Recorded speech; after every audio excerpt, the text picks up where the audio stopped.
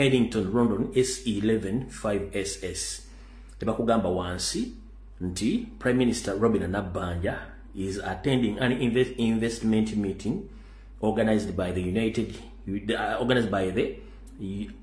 Uganda European United Kingdom Association in October. She is not welcome in London. Free all political prisoners.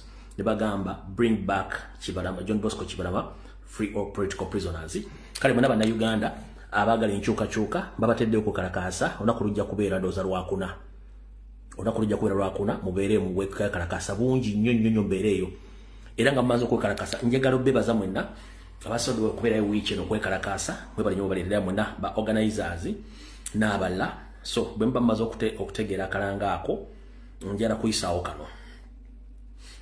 kuyisaawo kano kansoke nkajjemu eddoboozi soke ndabe nkajjemu eddoboozi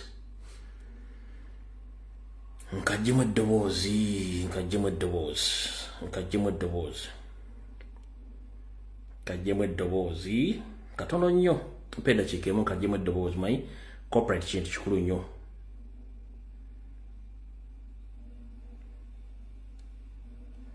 Corporate kintu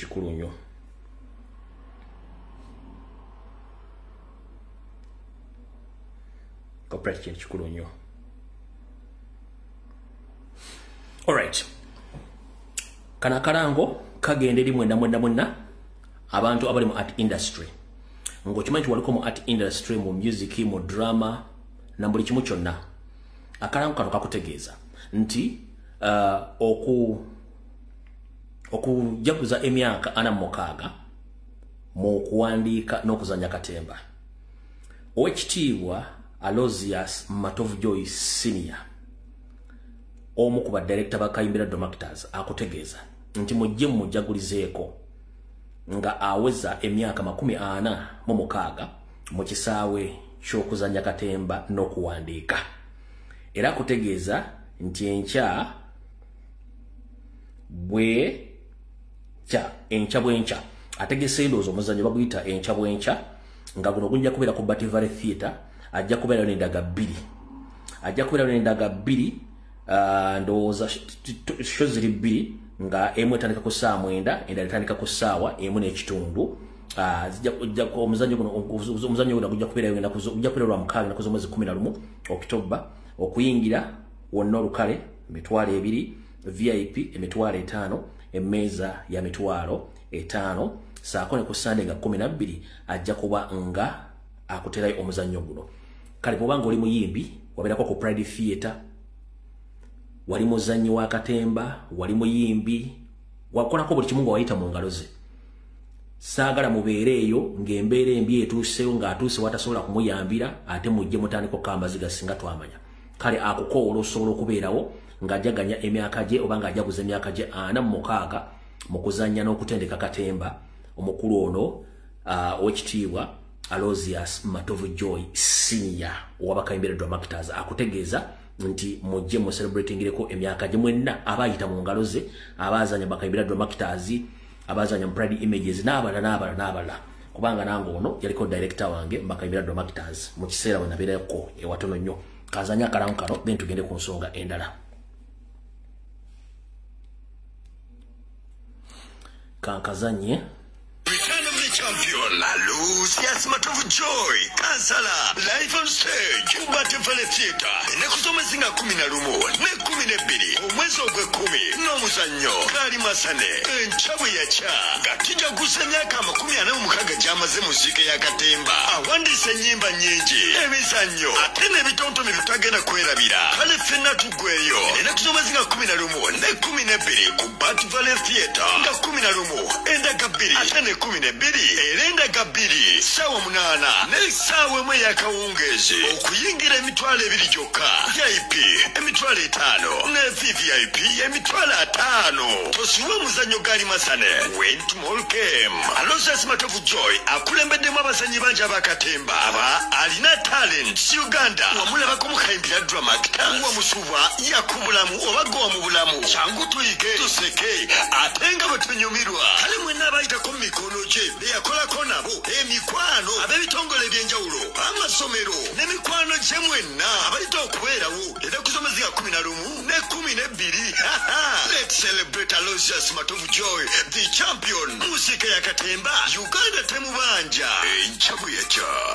Gali Masane, Kubati Bale Theater. Biwagidwa, Joy and Jolly Primary School Chitega, Chirinya Stars, Junior School Wayogerere, Joyful Heart Children's Center, Ne, Take Country Gardens Buwama, Echifa Wasibuka Sanyo. Alright. Omuzanyo Gali Masane, encha yencha. Mugende muwagire omwami oyo, yajjaffe mu art industry, abadde omuwandiisira omuzanyo wa Katemba, ajaguza emyaka gye 46. Alright. Obulago buwedde. Okusookera ddala njira okubaza mwenna abasobola okubeerako president, ba foot soldiers, abakulembeze, mwenna abaddeyo, saako ne Mr. President nkobaza okuba nti okoze record, okoze ekyafaayo, manifesto gy'owandiise bwe mugitunuddemukko, sirabangayo mukulembeze wa ggwanga yafuze Uganda yawandiise manifesto eyo, sirwakuba nti mpagira national platform oba ndi wankyukakyuka. Mpise manifesto nga masavu nga makula. Mr. President wabala nyo bali ddala n'olukiiko lutesiteeso lwandise manifesto. Manifesto eno ngiina mu hard copy anaajagala njagikuwa nga nvudde ku live naye ngenda kusomerako ku bitono nnyo byensobola okufuna ku wano byensobola nga sijigudde yonna kusomerako ebitono gye tulageyo katono naye nga njala okukobaza manifesto gy'owandiise buli munnayuganda yenna ajja gisoma ajja gitegeera bulungi nnyo. Kale olw'ensonga eyo njala okubaza mu n'aba foot soldiers, abakulembeze ba tablet president kennyini n'abantu bonna mwebale nnyo babalidde ddala. Abantu beidinda, abantu bebusoga, mwebale nnyo mubalire ddala temujjanga okwo, mwebale kulaga president mukano, mwebale kwagala nkyukakyuka nga temutiiridde president, mwebale nnyo mubalire ddala. Kati akatambi katandise. Akatambi kalungi ennaku z'omwezi ziri 29 omwezi ogw'omwenda omwaka 2025. Tuli mu serious politics. Nzize kipayo saabagambye nti nzija lwaki. One, njagala balaga wakati w'abasuubuzi, njagala balaga wakati wa bandits, njagala balaga wakati w'abanyaguluzi n'abatali bannayuganda ne bannayuganda. Njagala balaga ekifaananyi wakati w'abagwira ne bannayuganda lwaki. Olunaku lwa leero buli kibiina kitongoza manifesto yaakyo lwekisoose okuba campaign rallies. Buli mukulembeze n'ensimbi yagenze n'akuba rally gy'agikubye. Naye nga rally zonna ezisinga obungi zikubiddwa mu bantu ba indigenous bannayuganda. Nyendo Yosoferiti bahabulwa Muzeeyi Kyansi yono. Mayingi we nabadde mbaga Muzeeyi Kyansi temwamutegedde. Kati Muzeeyi Kyansi yono mutuufu. Ka video kano kabateddeko ku mitimbagano gye mujja kalaba. Nyando Yosoferiti bahabulwa Muzeeyi Kyansi ono wano. Or no one. God have mercy upon us.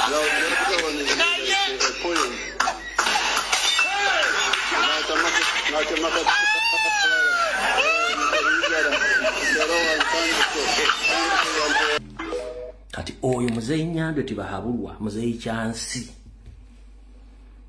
Bonna ba presidential candidate balonchingidde mu bannayuganda. Wabula Muzeeyi Kyansi Nyando tibahabulwa nsi yali temuzizidde nsanga bisibe na nyini kabuyonjo etambula. Omanyi kyakoze?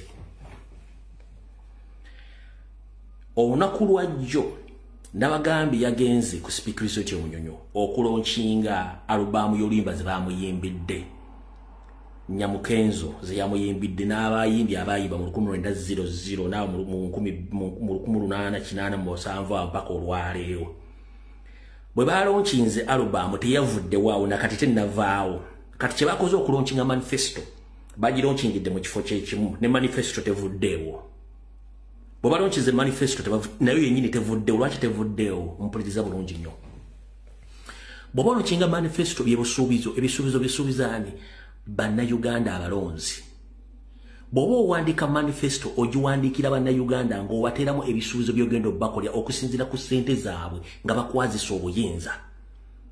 Bannayuganda nga bakwazisa obuyinza, so manifesto ogisomera baki? Bannayuganda. Wabula Nyando tibahabulwa Muzeeyi Kyansi manifesto manyi kyagikoze.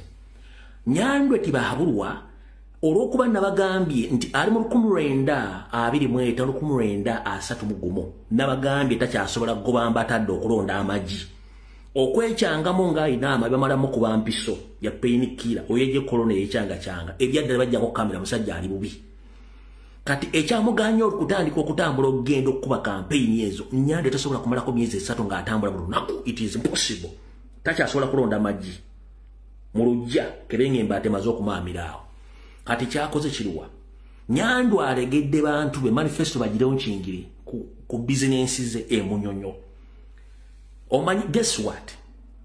Manifesto yawandiika nti we are going to vote us to protect our gains akituukiriza. Lwaki akituukiriza? Manifesto yaba locals banna Uganda basasula omusolo. Wabula ebadde ba MP ba NRM, ebadde ba RDC, ba ministers n'abasirikale abali mu government mbitongole bye babaddeyo ebera manifesto ebe proving anti bagenda ku protectinga bintu byabwe. Oli bulungi bagenda ku protectinga bintu byabwe. Manifesto inagisomera bana Uganda nga president bwakoze busoge jinja. Wabula ono agiseba bibande basomedde manifesto kubanga tayina next ayina delete giyasigaza mufunze ne manifesto tevuddeewo wagisomedde nga album gye bamukoledde wetavudde we yagisomedde ubagidonchingidde mukitegedde bulungi nnyo namwe kenyini mwewulirireko iyo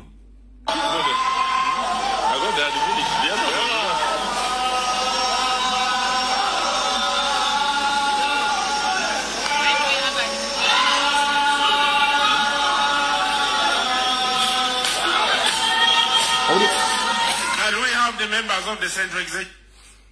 Can we have the members of Central Executive Committee, our fellow thieves? Can we have the members of our fellow Executive Committee, our own thieves? Members. Kati njagala ulire sound eri mu background enyimba eziriyo. Zeze nyimba z'ababbi abajja okunyaga eggwanga. Njagala ulize bulungi nnyo. Can we have the members of the Executive Committee? Is it fellow mafias? Ulira bulungi.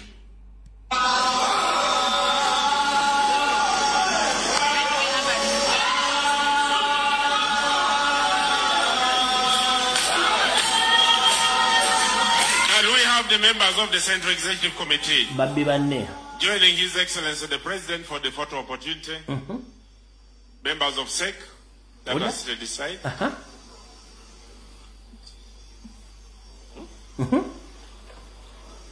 they'll be joined by the Secretary General of PLU. PLU. Olida. Timu zonna z'ababbi. Seke, Neke, PLU. Bonna babbi.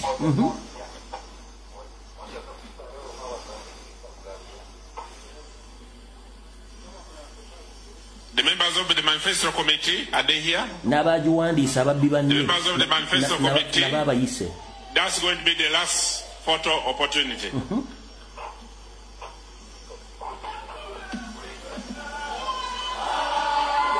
Ne baddamu ente ne ziyimba. Ulire ente mu background.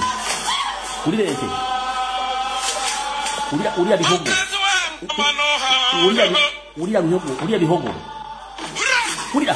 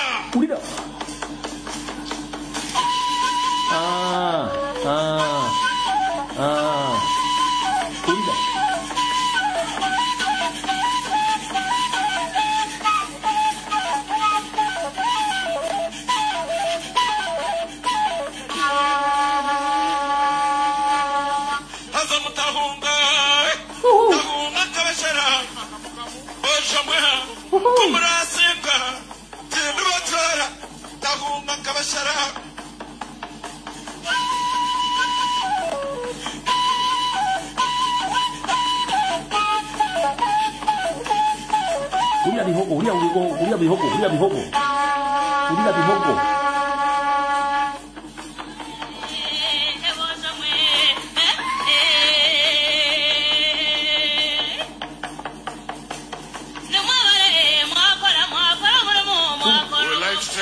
special moment to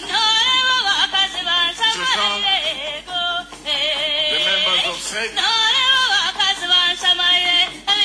also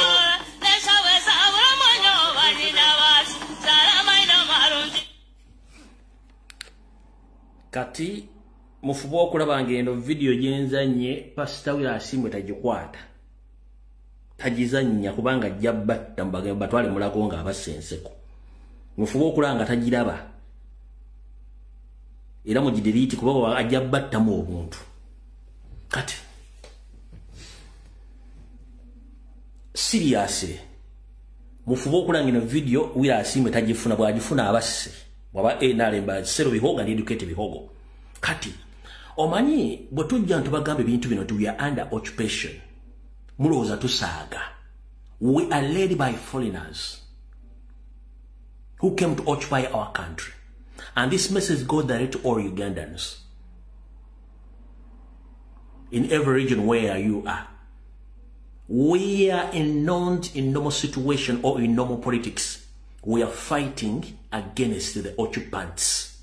We are in occupation. That's why when you cross-examine all the people who were there at Monyonyo in the Museveni's manifesto launch day, 95% all are Rwandese. Those are not Ugandans. They just camouflage that they have a Nyankore and some little Baganda and some are from other parts of the country. These are Rwanda. That's why you've witnessed in this video that they have hindered their culture in the launching of that manifesto. So we are fighting the occupation. So please, wherever you are, wake up before it's too late. Kati mulide bulungi nnyo bihogo gazi embeeri ziri mu kubuukabuuka ennyimba zibadde muzitegedde kati njala sooka kubuuza balonkiza oluyimba lwatambudde okuvaawo balonkiza manifesto evuddewawo tevudde okubanga teri agimanyi wadde ogitegeera abagibadde mubategedde nti ebadde sero bihogo and educate bihogo babaddewo tebanakye bagenda tugamba. First and foremost, for 40 years Museveni talina kyasobola kugenda kuwandika nti agenda kikola. Omwana bw'akulema okuzaala mu buvubuka bw'oweza emyaka ku bakazi bw'oweza emyaka 5 oba tosobola muzaala okuggyako mu mirako za Katonda.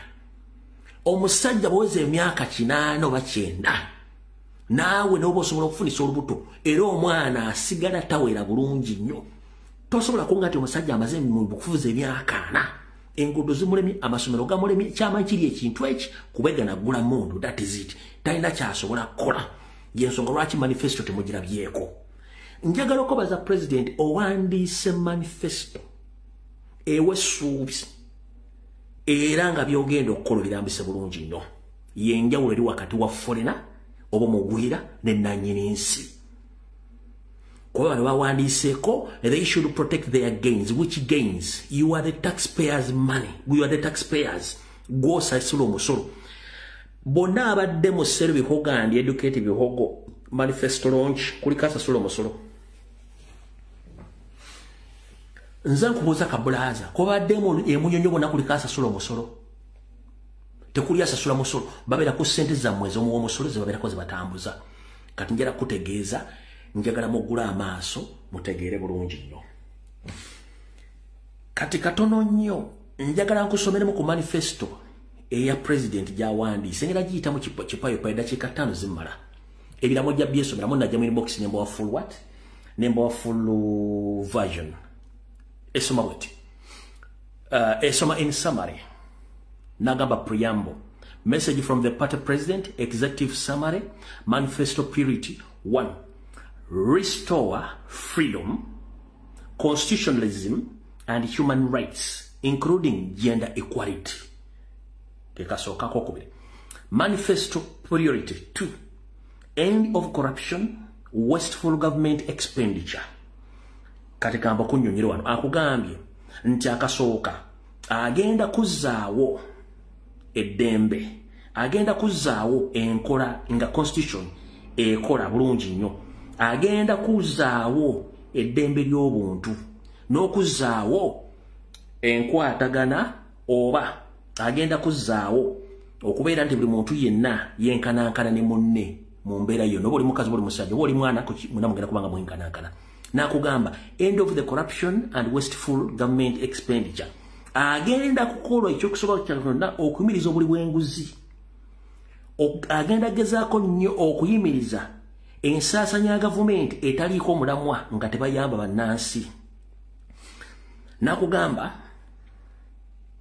consolidate the national unity agenda kufuba okulaba nga agatta eggwanga Uganda rebuild the war-torn communities and emulate the sectarianism agambye agenda kulaba nga eggwanga likwatagana nga bwe lyali agenda kuddamu okuzimba buto ebitundu byonna by'eggwanga ebyayonoonebwa entalo za Museveni n'ebyabadde akoze saako okugezaako okugyawo okusosola mu mawanga okusosola mu ddiini buli kimu kyonna ky'omanyi nga kirimu okusosola nga gamba n'ogwo oba bano basero bihogo and educated bihogo bye baliwo tugenze guarantee of equal access to quality public service akugambye nti akuwa ekisuubizo nti buli muntu yenna agenda kuba afuna ekyo kyalina okufuna mu buweereza obuva mu ofisi za gavumenti zonna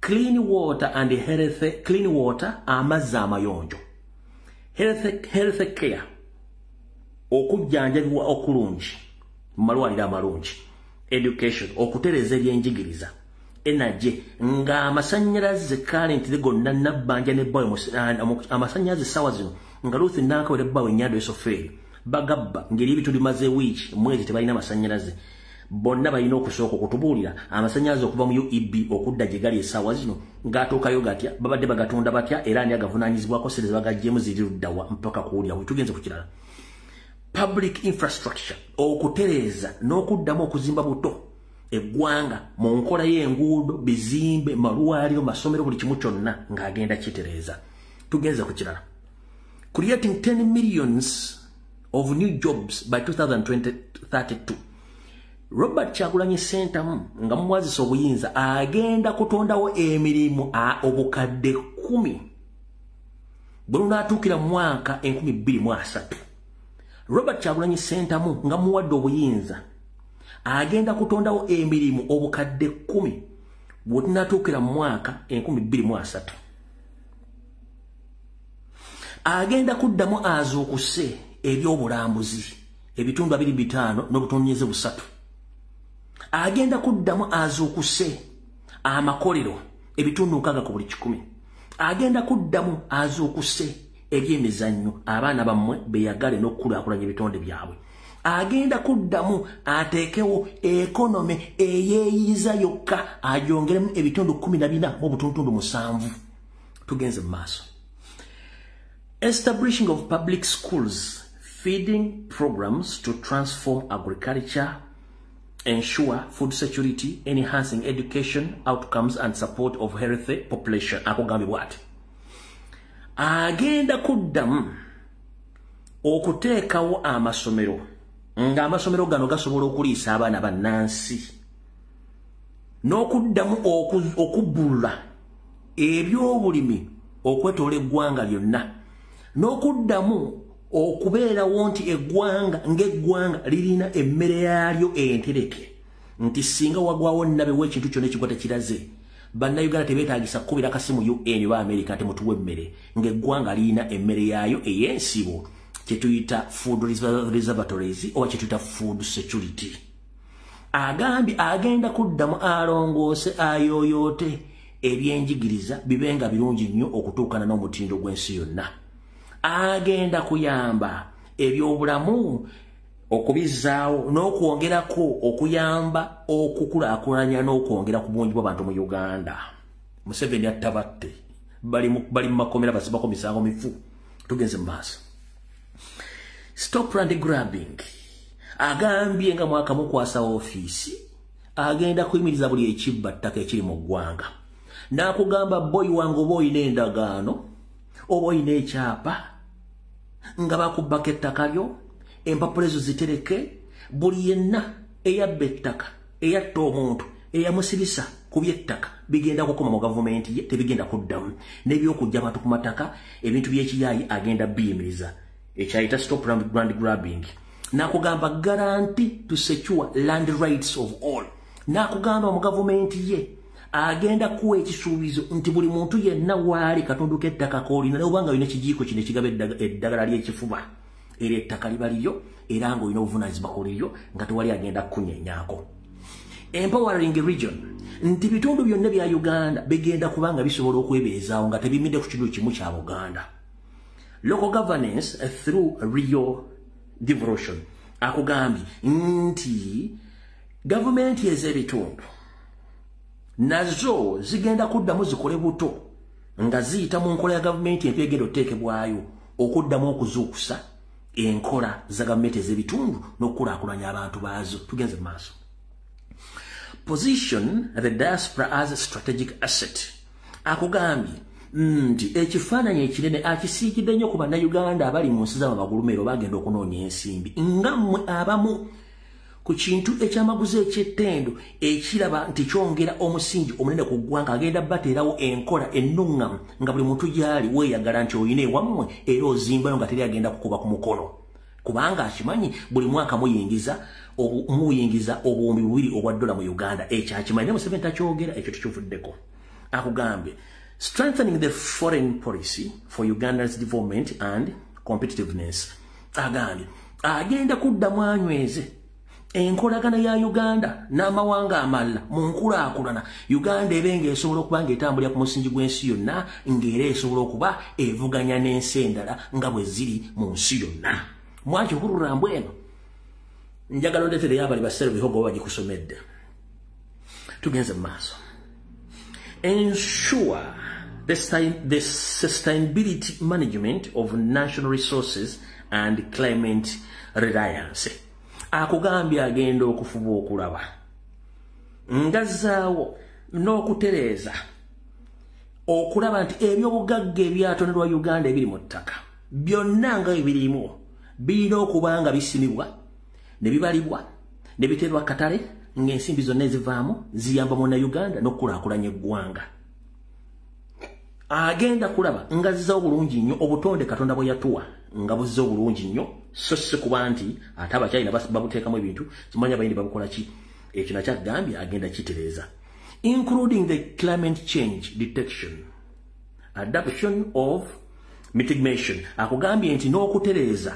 n'okuddamu okutereeza ekifaananyi n'enkulaakulana saako n'obufuzi n'okuteekawo enkola egenda okuba ng'enoonyereza n'okuzuula obutonde buno buteekeddwa kutambula butya era buteekeddwa kuuma butya mu nkola eyo tugenze mu maaso transform Uganda into a tech-driven economy through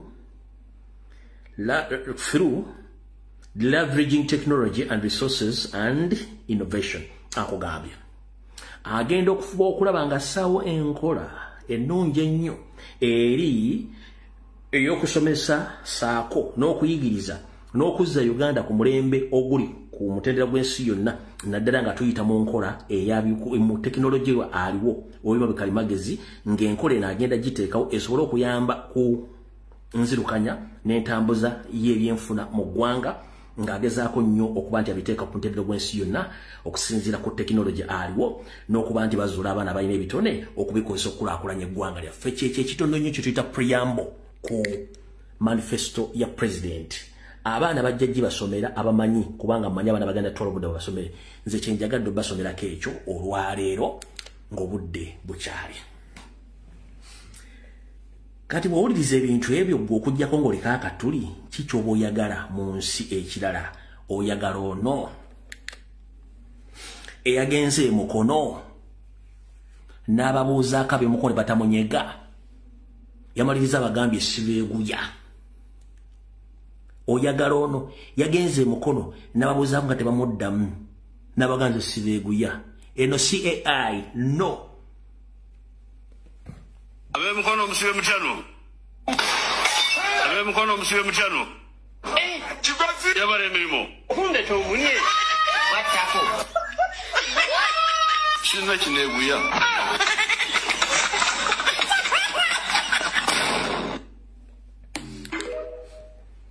Nabagambye bakati baba n'entondo kati Museveni ali mu stage y'entondo bazita ntondolism. Museveni ali mu stage y'entondo gye bayita ntondolism. Emyaka gimugenzeeko amazima ina mangi takyalina kye yeeguya ng'abantu alabanga abeesibako obwesibi nkakuddiremu eno CAI eno real video mu ddoboozi lye. Abe mukono omusibe mutyano. Abe mukono omusibe mutyano. Kibazi yabara emirimu. Kunde tomunye. Wachako. Sinza kineeguya.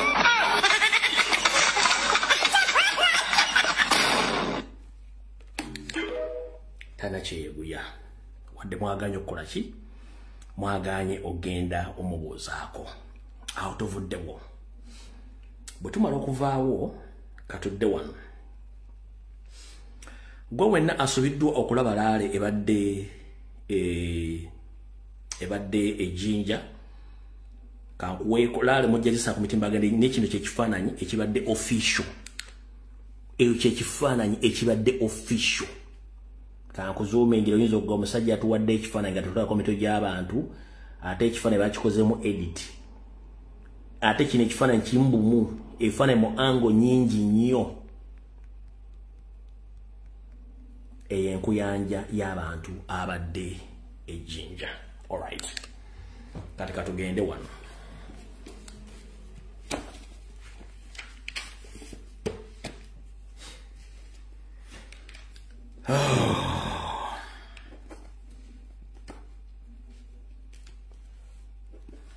Mbategeza manifesto ebadde ya keeping again zaabwe so sigenza wana Uganda basasula omusolo. Kitegedde bulungi nnyo mukitegedde. Ensonga lwaki omwami ono tasobodde kuba nti atwala manifesto mu bantu olw'ensonga akimanyi nti tasobola kufuna following mu bantu ate nga ssente zisomba abantu ziweddewo. So ayagala nnyo okowala abalonzi akozese ekifaananyi ekyokuba nti kati anoonya koozi yonna esobola okusiba abantu baleme kuŋŋaana mu bungi omuswaza omulabisa nti taliiwo kubanga bo mission yaabwe ya protecting against zaabwe. Ekyo mukitegedde bulungi nnyo bwe mmalo kitegeera muwulire bulungi nnyo. Wandikola ekintu okulumya omuntu n'owunzika ng'oyambe muyambe ekkiriza. Wandikola ekintu okulumya omuntu n'owunzika ng'oyambe muyambe ekkiriza. Olunaku olwaleero abasajja bano badeployinze nnyo okuva ku kitebe kya National Platform paka Jjinja. Era omukulembeze ne konvoyi bamugamba badde basalangako ababodaboda basalangako abantu mu kkubo ng'abasalako obutagobera president. Era bwe kituuse Jjinja ne bridge basosemu ganagiyitako oluvannyuma ne bamukkiriza n'agiyitako ng'ayise mu sayidi n'ababodaboda n'abayisa ku bridge enkadde which is okay. Bwe batuuse Jjinja nga badeployinze Mamba bimotoka bya tear gas ng'abantu babagobye mu kkubo beesudde ebbanga ly'abantu babaddewo mpaka lwatuuse gy'alaga. Naye lwaki mbagamba nti wandikola ekintu okulumya omuntu n'owunzika ng'oyamba muyambe ekkiriza kiri bwe kiti. Ebiseera ebisinga bannabyabufuzi babakuba campaign bazikuba nnyo mu bibuga kyetuyita mu urban areas. Abantu abali mu byalo batabafaako era nga tebasobola balabako. Era nga ne bw'oyagala ogendako deep in village okwogera n'abantu kiyinza okukostinga ssente empitirivu. Naye bw'okola ekintu okulumya omuntu watta omuyamba nga tomanyi lwaki. Uganda Police olwaleero siro musoso kikola mukikoledde ebbanga ddene nnyo nga mudaivatinga president atwale time nnene nnyo ng'ali mu nsiko eyatambula. Naye mbadde mukimanyi nti indirectly muyamba Kyagulanyi okutuuka deep inside the villages n'okumanya statement zagenda okukola ng'atuuse mu kitundu walaze. Mumugaana okuyita ku main mukubanga ajja kusika cloud oba ajja kusika abantu bangi nnyo ku main road. Aba bali ku main road abangi already bamumanyi.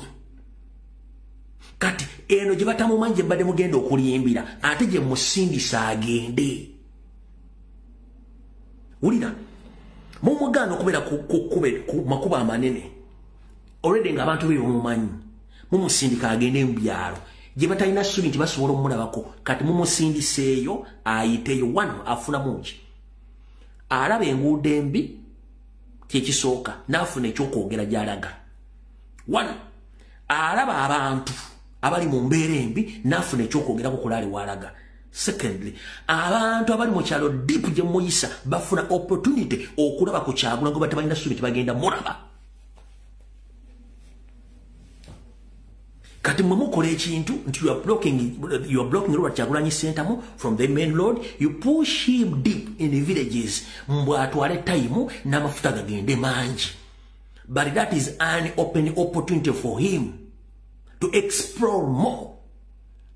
And what he's going to address to the public when he reaches where he's going to address the people. Mutemuchimanyi mulowooza ati mumulumya. Kubanga temumanyi. Mukozesa kino mundi mwagala balisa mbu assa abantu bangi ngera babula. Bwe muyisize ye wala nnyo atwala amafuta ne time ne saawa. Mbadde ngamba nti population ebaddeyo. Ebadde more happy than the population yomuganya okulaba. Bwatuuse ejjinja ku venue wabadde alina okwogerera ne kisukka. Kati muba mukendeeza amaanyi mba mumuwa amaanyi. Nze mbuuza. Muba mumuwa amaanyi mba muwongera amaanyi. Kati njala bagamba ekigambo kimu. Kino ekintu kiri technical. Waliwo agenda okugamba tobalabula tobabuusa. No. Akakyamamera bw'okagolola kamenyeka. Owulya bulungi? Gw'omanyi enfumita tomulinda galula. Bano abantu tubamanyi. Y'ensonga lwaki mula president aleekaana nabo. Yakimanyiira nti ebintu by'baagala abeeremu ye n'abiyitamu. Kati ye ebeera added advantage. Oyo ye aba akubye ebinyonyi biri n'ejjinja limu. Kati wa poliisi kyatamanyi yalowooza nti akoze eki? Yalowooza nti amulumizza. Kati kyembagamba nti wandikola ekintu okulumya omuntu n'owunzika ng'oyambe muyambe ekkiriza. Abantu abadde balina mukisa gulaba Kyagulanyi bamulabye. Ategedde embeera gye balimu n'enguudo ze balimu. Kati oba ogenda mulimba ki? Era omuntu agenda sigala ng'akola ki? Ng'era alaba Kyagulanyi. Kati kyembagambye nti gw'ojjagala okuyisa omuntu obubi. Naye nga tomanyi nti omuwa kkubo lyakuzuukusa bwongo bwe nakutegeera.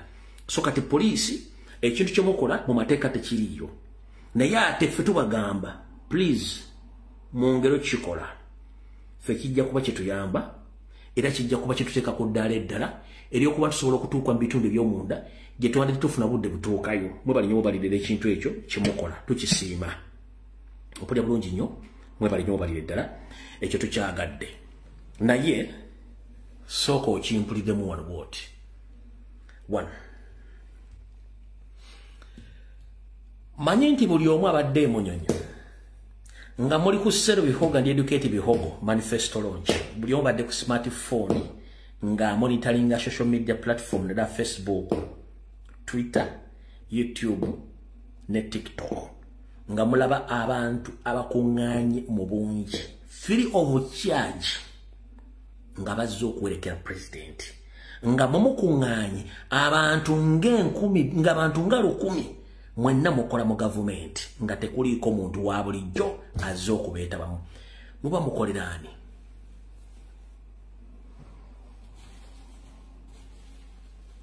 Mwenna kyenjagala nsooke mbategeeze kyekiro wano. Waliwo ga yayimba akayimba amanya ge ngerabidde. Yayimba akayimba ng'ayita yayita girlfriend yayita omuwala gwakwa namugambo jangu eno nze nina ice cream awooma. Nze kati nina ekintu kyenjagala obbasooka obbasigira ekifaananyi munaakakasa kyembagamba wano. Bukyanga tutandika okugenda mu kampeni nga tezinaba. Amawulire gonna mainstream media ba YouTubers bonna babadde against national platform nga they are promoting Nyando tibahabulwa. Ompulya bulungi nnyo including CBS, BBS, Bukedde, Monitor, NTV, NTV teriko, NBS bonanga bali against president. But okuva bwe yewandiisiza n'akuba historical laare eyaguddewo Nateete Kavu zatandise okuchuuka ez'amawulire kati ngate bajja attention ku Nyandwe bakomawo ku national platform mwakyetegereza bwasimbudde Kavule leero n'ayolekera ejjinja Kavu ne ziddamu ne zichuuka attention neeva ku Nyandwe ne NRM nekomawo ku national unity platform mudde mugoberere page z'amawulire gonna gabadde googera ku national platform nga tegoogera ku Nyandwe lwaki mu media muno TVs and radio stations okutunda n'okufuna obulango kisinzira ku numbers kati olwaleero Nyandwe talina namba Kyagulanyi yalina namba so they were forced okutandika okupostinga information ekwata ku Kyagulanyi by force ne babloga nga bali ku Facebook abadde bakuba nopu nga bakuba president bonna balabye nga bapostinze nti akasajja konga katufuukidde ekizibu waliwo n'awandiise n'agamba kubigenda mu maaso nga nandikemekereze bate okuwagira Kyagulanyi wa NRM agamba kubigenda mu maaso nga nandiwalirizibwa okuwagira national platform akasajja nga kakuba kintu bonna abadde wasudi ku simu za badde balaba national platform badde balaba Kyagulanyi badde balaba masses of people badde batambula genda ogobere BBS bibadde postinga genda ogobere CBS bibadde postinga genda ogobere Monitor genda ogobere National Broadcasting Service bukedde bonna babadde bakuba badde bakola bapostinze Robert Kyagulanyi sentamu why kubanga yaliko numbers yaliko amasanyalaze ne before nga tanewandisa babadde bamukomerera kufa kikulaga ki nti oyinza okwagala okuteekako omuntu amaanyi nenga omuntu ali anointed by the grace of the God n'akulemerera kati amaanyi ga Katonda gabasusseeko ntegeddeko nti endale muyinza okubeegubye NTV okavalinga amawulire gaayo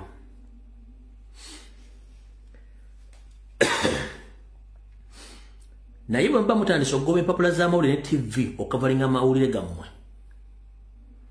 kitegeeza mba muyidde era bwe mba musuubira okukola violence mu kalulu kano TV ne radio station empapula z'amawulire zandiwalirizibwa okukola statement eziri both local ne ku international level muyinza okifuwa nga mukizza munda nakino kankibagambe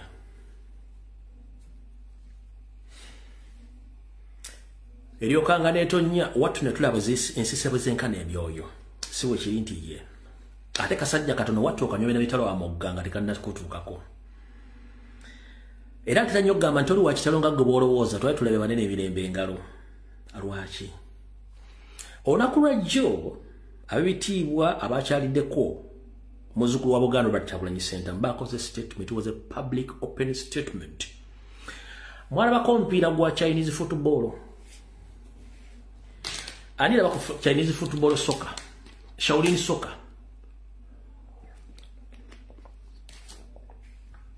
Ani la Chinese football soccer. Shaolin soccer. Ani la Chinese football. Ani la Chinese Shaolin soccer. Ani la Chinese soccer. Shaolin soccer. Ani ya mulabako. Kati.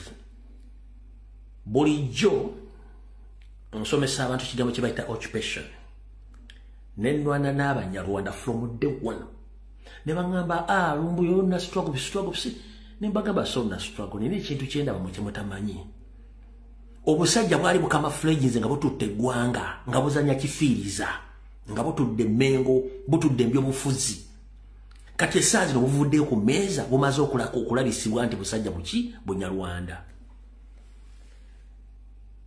omupiira gobakubye Ssaalongo Gamulengejja nabagamba Ssaalongo Gamulengejja bamugobadda buli omunga awakana n'abali mu Bulanga baga ate omupiira gobakubye Ssaalongo Gamulengejja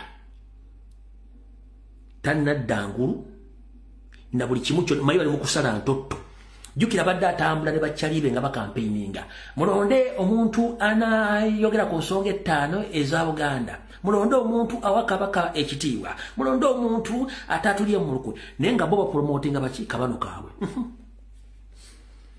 bonga abasajja n'abakyala abitiibwa batudde bala nabagambe ekikote sendiga omuntu tolooza nti batemanyi gyeraga ebe manyi bulungi gyeraga justice erika busirisi ekyo abazana ba kabaka n'abasajja ba kabaka ab'enkizo mu Buganda kye bakoze olunaku lw'ejjo it was an open letter okubalaga nti Mayiga doesn't exist anywhere in Mengo in Buganda. Salonga Mulengejja is out of service at the moment. Ne bwanaddamu n'akola ekintu kyonna is out of service. Buli kimu akitegedde bulungi.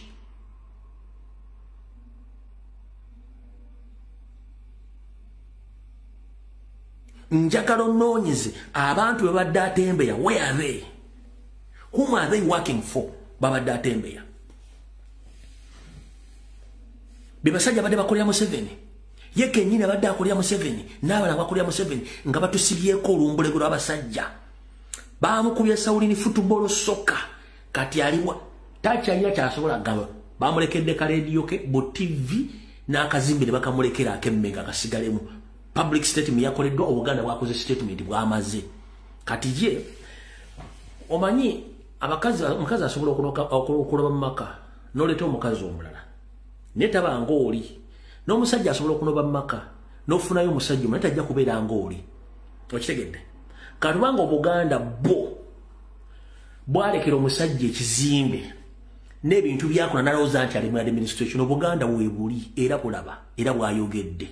Ekyo mukitegedde bulungi nnyo. Kubanga baali babaze nti bagenda kwenda osinga Mpugamaana Munyarwanda munnaabwe. Obuganda bwagambye nedde ekimala oluvannyuma lw'okwekenneenya. Ladies and gentlemen, sitera nnyo kujja n'okugamba bigambo bino ndoka nkibagambe. Bw'otandikanga ekintu kyonna suubira abantu obutakutegeera mu ntandikwa. Suubira abantu okukulwana. Naye gye bukomekereza abantu bajja kutegeera. Bannayuganda bangi bayita bamanyi kigambo kye bayita occupation nga tebamanyi kye bayita kabano nga n'Omunyarwanda tebamumanyi. Naye Omunyarwanda ye muntu eyali yeekamafulaginze nga yeepakeginze buli nga tamusobola moto omusobola ngira n'okumwogerako bakutiisatiisa n'ensiba ennyama ne bakyali bange ne tukyogera tukiteekawo. Kati ladies and gentlemen ndi wano bategeeza abasajja bali mu panic. Mu meeting sofaze n'akategeerako bagamba ekivubuka kino nzego bayite ekivubuka. Ebintu byonna bijjo ne bikuba ku mmeeza tebakyalina kye bagenda kuddamu kukweka. Teweewuunya. Listen, teweewuunya. Nyandwe ne group ye nga bakonfaminze nti yapyo Banyarwanda. Kirindirire nga nkuba. Teweewuunya Nyandwe ne banne nga publicly bagambye nti kati ffe tuli Banyarwanda mubeeko kimukola. Kijja okusinziira ku meeting ze bali mu kutuuza. Olw'ensonga government erimu divisions by indigenous bagamba wait a minute. Omuvubuka ono bulijjo byayogera bituufu. Lwaki? Museveni bwe bagenda kuwa omulimu bajjajjaffe ne bakitaffe tebasooka kitegeera lulinga bano abasajja bakawamba. Museveni agenda okuwa omulimu ng'amaze okufuna profile yonna gwani, kitaawo yaani, maama wo yaani, bakuzaala luddawa gwani. Kati asobola okukuwa ng'akyakuuma akafansonyi kali nti Muganda Musoga Mutoro Munyankole n'akuwa neggwe towangaala mu kifo ekyo. Mumpulirize, gwe towangaala mu kifo ekyo ky'abaakuwaddemu ky'abaakwazise. Bo abaawe ne bwajja ne linnyanga Ttoro, ne bwajja ne linnyanga Liganda, ne bwajja ne linnyanga Linyankole nga mukozeeko kye tuyita profile background check nga Munyarwanda alemera mu office emyaka gyonna era aba n'obuyinza obusukka ku bwa bannaabwe akiwakanya muwandiika no si kituufu. Akiwakanyamu wano wandika ntutumbu y'olimba. Yensonga lwaki boyita mu government offices abasingamu obungi the long serving officer ne wabulanga simanyi nakyonyi sinakyonyi no ne bwomulaba nga kasada oyo si kasada ne bwomulaba nga abooli oyo si abooli no a big no kino njagala kikutegeeza olwaleero buli Museveni gwe yazikako obuyinza nga gavumenti yakatandika abaali ba indigenous abamu babatta ababajja mu bifo ebyo babakokonyako bukokoonya abaludde mu gavumenti nga nakati mwebali babalinako profile so tebakulya ssente mbu buli ali mu gavumenti ya Museveni tamumanyiko history 90% bonna Banyarwanda nga banagamba nti bamuzaala wali Gomba ne banaga nti bamuzaala Mpigi ne banaga nti bamuzaala Masaka ne banaga bamuzaala Mityana bonna 90% Banyarwanda mbadde mukimanyi mukinoonyerezeeko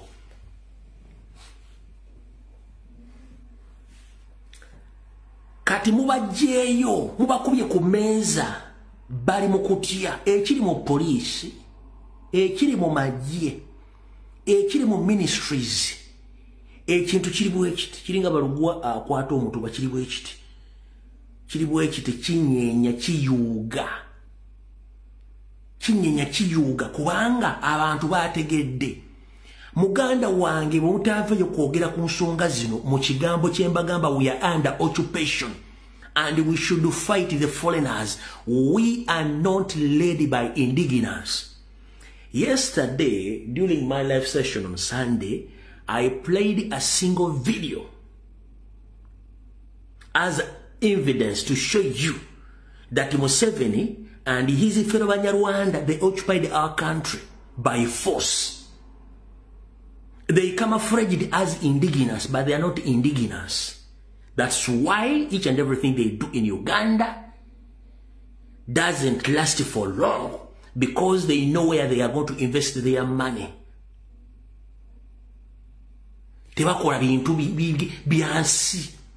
Lwaki tebakola byansi? Bakola byabo. In the small period of time, genda labe kibuga Kigali okikomparing ne Kampala.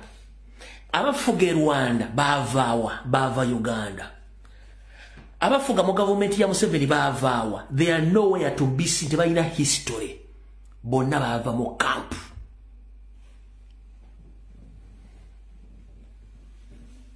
Mutandika okwogera ebigambo bino. Bwe mutabyogere temujja kufuna mirembe.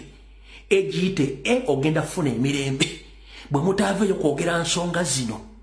Fedda nazzi kuno nga baliwana bayinza okusobagana ku nsalo z'ekibanja ne batuulanga abantu ne bakkiriziganya ne kiggweeraawo bano abantu omusoowagana ku bintu by'ettaka ayagala akutta atwalewo. Njagala munkyawe naye nga mbagambe kyemutayagala kuwulira nga mujja kiwulira. Buli lwosanga omuntu ng'alina omutima omubi tosooka obuuze yaani oyo omwetegereza omanye yaani. Natural abasoga tebalina mutima mubi. Abaganda tetulina mutima mubi. Abanyoro tebalina mutima mubi. Abatola tebalina mutima mubi. Abakonjo tebalina mutima mubi. Abanyankole oligino tebalina mutima mubi.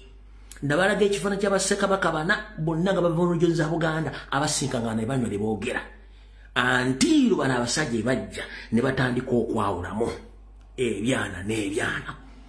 Kati gwawulya nga kyenjogera kikyamu sirinaayo nsi ndala gye ngenda kufuuka munnansi Uganda ye yange. Ani antwalako ettaka? Ani antwalako ettaka Munyarwanda? Ani anzita Munyarwanda? Chief Magistrate atudde mu kkooti okusiba Eddie Mutwe Munyarwanda. Omuwabi wa gavumenti avunaana Eddie Mutwe Munyarwanda. Gwavunaana munnansi. Agenda kukolera ku instruction so si ku mateeka under the occupation ebyo nabibeeramu. Owa poliisi akusiba Munyarwanda, akutulugunya Munyarwanda, munnansi ajja kubeera n'akafansonyi nti ono omwana waffe. Ne bw'aba alina erinnya Ganda nga public prosecutor taba Muganda. Mwenna mbadde mu kkooti gye batuteba Eddie Mutwe. omukyalo bamuyita Nambuya. I doubt obuganda bw'omukyalo ono muwabe wa government. I doubt obuganda bwe.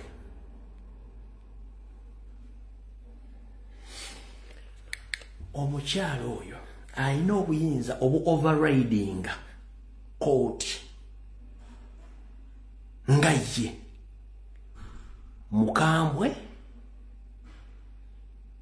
amateeka gatwalira mu ngalo awana omulamuzi ebyokukola alinga nti oba Eddie Muto yazala mu muwala we alinga nti akiriwo Kivumbi yayagala sister we n'amusuulawo alinga mukazi ogenda okulya nga n'okussa tasa kyembagamba mutandika okudetectinga abantu omuntu alinga aliko abasiwa obusungu. Omukyalo no Nambuya asaana kunoonyerezaako bayinza okuba nga muyita Nambuya nenga omukyalo ono bagende Mugisu obugisu obusaana okunoonyerezebwako si ku busungu bw'alina ng'omukyala asuukira n'okusuukira. No, amateeka tebagasuukiramu. Amateeka gakola according to what is written in the books of law. It's what you read.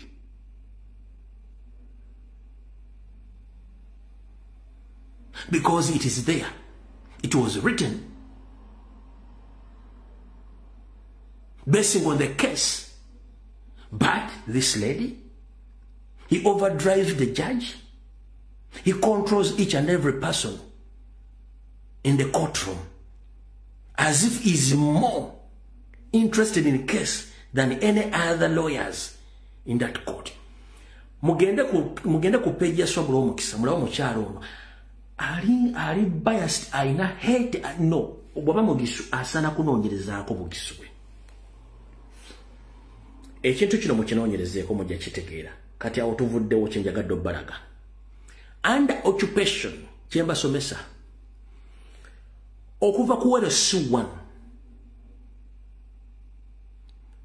abeera Munyarwanda, LC2 abeera Munyarwanda, LC3 abeera Munyarwanda, LC5 abeera Munyarwanda, MP abeera Munyarwanda, lawyer abeera Munyarwanda, omulamuzi abeera Munyarwanda, owa polisi akwata abeera Munyarwanda, avunaana wandika emisango abeera Munyarwanda, omusazi w'emisango abeera Munyarwanda, abali mu magye babeera Banyarwanda. Gwe kye bakukola kye bakuggyako okutegeerako geemanya n'okumanya ennimi zammwe. Unfortunately under occupation nakibasomesa ne bagamba nti mulimu ebintu bino ebiri bwammanga. Mulimu organized criminals abaziba emisango abeeteekateeka obulungi nga baziba amisa bakita organized criminals.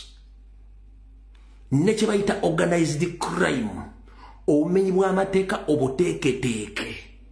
Kati bye bintu ebirimu under occupation mukinoonyerezeeko. Bino bye mbagamba teri oyo agenda bibasomesa. Teri munabyabufuzi agenda bibasomesa. Wano ngenda bibategeeza mbitegere bulungi. Under occupation buli muntu w'otuuka mu kereziya wadde owulira ng'omusoga oba omuganda olina omwetegereza nnyo n'obuvu obwo n'obuddo ayinza okuba nga waabwe. Mu kyaki mu kereziya mizikiti mu bbanka buli kimu be babaawo. Kyovula nti bw'ojja mu ofiisi n'oba ng'olina ky'oyagala nga yalina kimala n'akwata essimu oba asindika message asooke yeebuuze kubanga tasobola kukola decision bajja mugamba wakoze yaaki.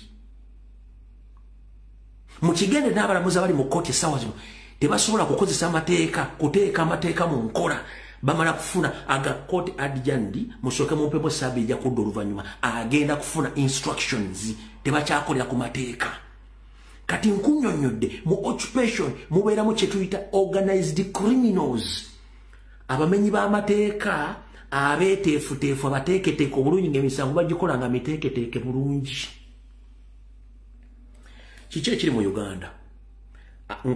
Nkikusomeseza organized criminals bakusomeseza. Government ya Museveni gye babyemu eggwanga obateeka mu kifaananyi ki?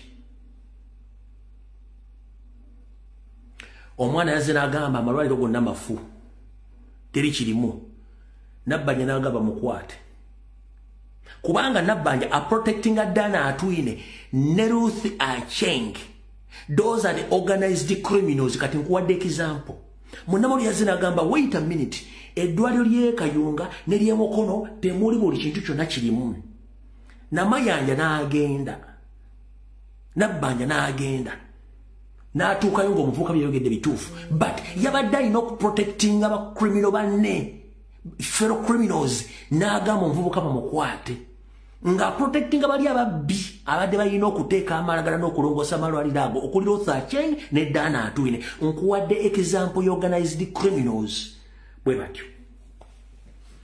Mu organized criminals yensonga lwaki Lukwago akubagana ne Hamu naye ng'ate bakola ekintu kubuzaabuza bannansi ng'ekintu bakikola bakimanyi. Those are the organized criminals. Ne babba amabaati ne bagamba bano babbi amabaati. Babbi banabwe baba defendinga. Mpuuga nabba ssente. Babbi banabwe mu gavumenti ne ba defendinga Mpuuga. Ekibiina ne kiwandiika nti gunne gundi aveemu office eyo kubanga tali mu interest zaffe.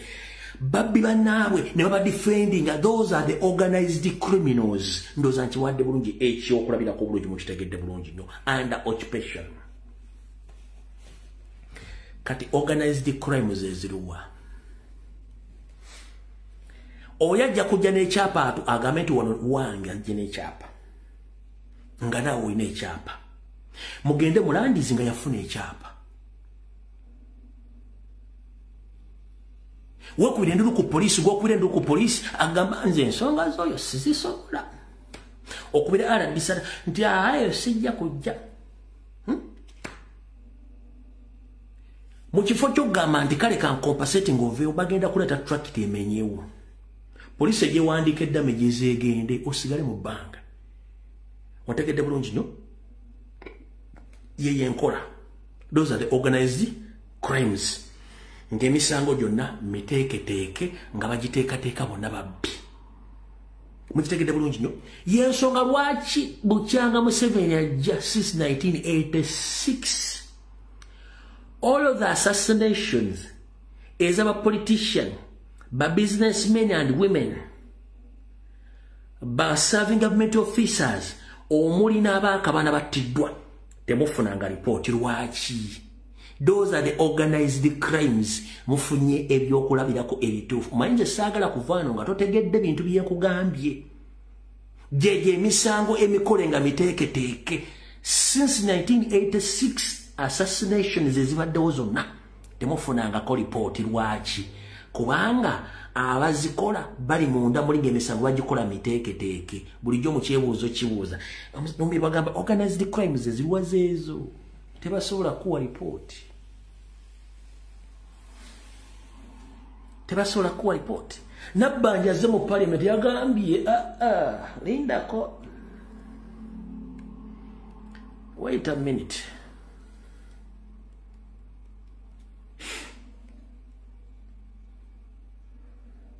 Angende wano mwaka hivi yangu 1 minute.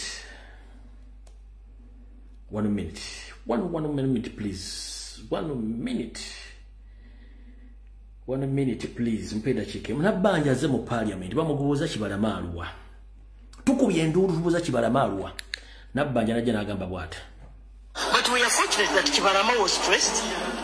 He was arrested recently in October in a place called Kakiri, and he is one of those that is claimed to have killed police officers in Chiboga, Wakiso, and other places. Order for my brother.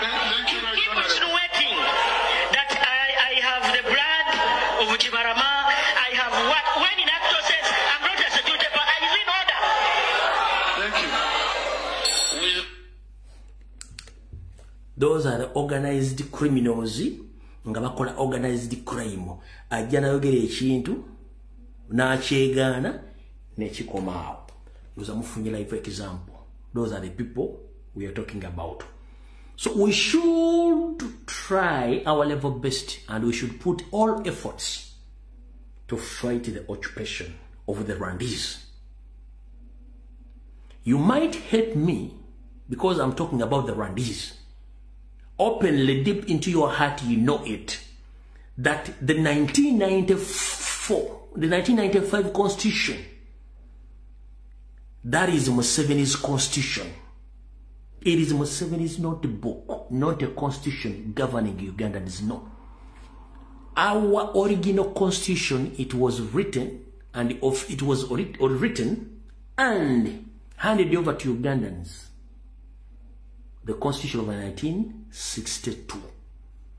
The 1995 constitution is Museveni's notebook, whereby he even went on and included the tribe of Banyarwanda, where he didn't even differentiate which Banyarwanda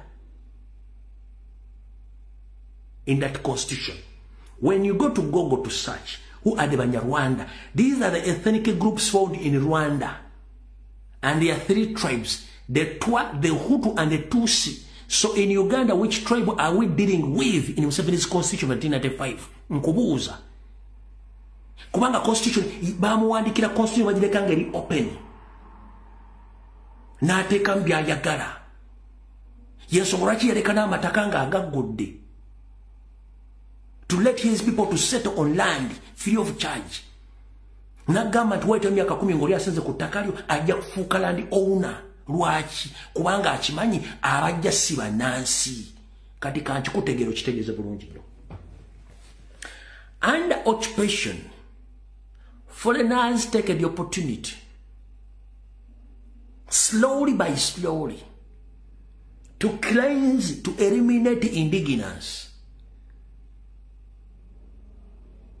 But for you, you think that the government is there to protect you. Which government is led by foreigners? They are the one protecting the foreigners. Which foreigners are we talking about? We are talking the people of Rwanda's origin, the Hutu, the Tutsi, those are the 2 tribes. Then the Congolese, the South Sudanese, the Somalians, the Eritreans, and the other tribes which slowly occupying our country. You understand what I'm telling you? Right now, according to my reliable sources,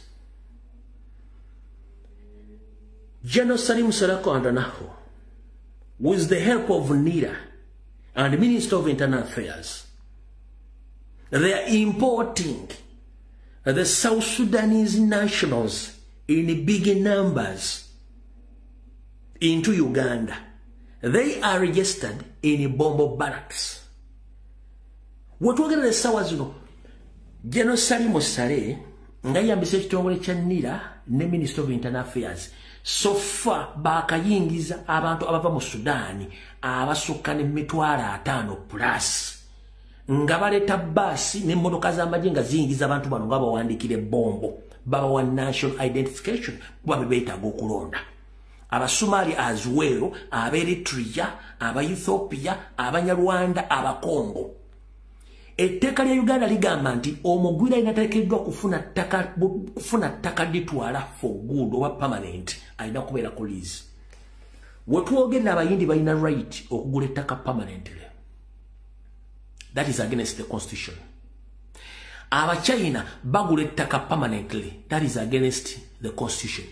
Abanyarwanda bagula ettaka permanently. That is against the constitution. Azoro Aberitria, Ethiopia. For evidence, abadde ku internet, abali mu Europe, musanga nnyo Ethiopia n'Aberitria n'Abasomalia bagamba tulieno mu Europe tukola se tuzisindika Uganda kubanga we have a right of buying land permanently. We have buildings, we have businesses because we are now becoming Ugandans. Atatna kirozaako na kitegera gira webaka. Aba Ethiopia, Aberitria, abali n'Abasomalia bali mu Europe bakola sere bazisindika Uganda bagula amataka bazimbye bizimbe bagamba nti mu Uganda it's their second country. Nenga constitution egamba omugwira toteekeddwa kuba na ttaka mu nsi eyo ettaka lya bannansi. Ndowooza magezi gazze.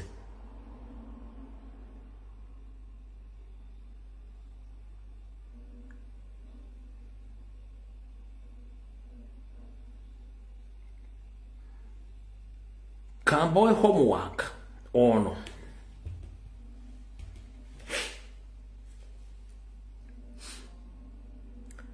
nze natandika wano okuba abantu abo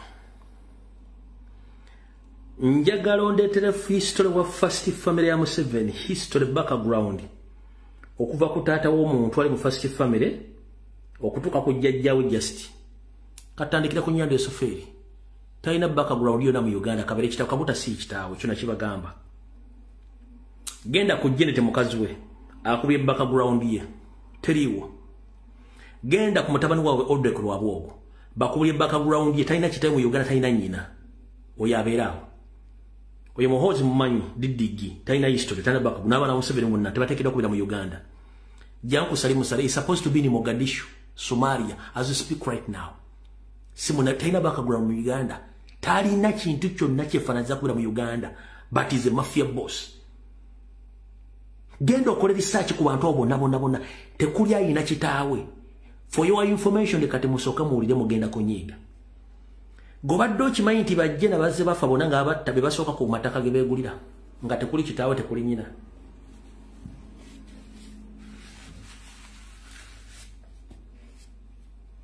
Nga basawana bese bagenda omuziika bajje no nabadde bafanga bava mu 1886 bonna basinga obungi yasooka ku kijja. Ngera kubuza Gwanda besawa zino ekijja kye wamwe okimanyi bulungi nnyo onze okubina ko bajjajja basatu bomanyi bakumala oba babiri bakumala Museveni talina de jjajjaawe talina de kitaawe ne Janet munoonyereze ku lwabo talina Salimu Saleh talina. But they are one running that country.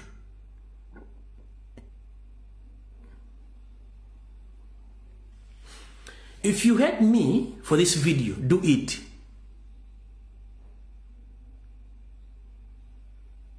Bobo mparana olwa video eno. Mparana emirundi gyoyagala okumparana. Nengenda kugamba amazima. Ate gajja kuluma. Ojja gategeera.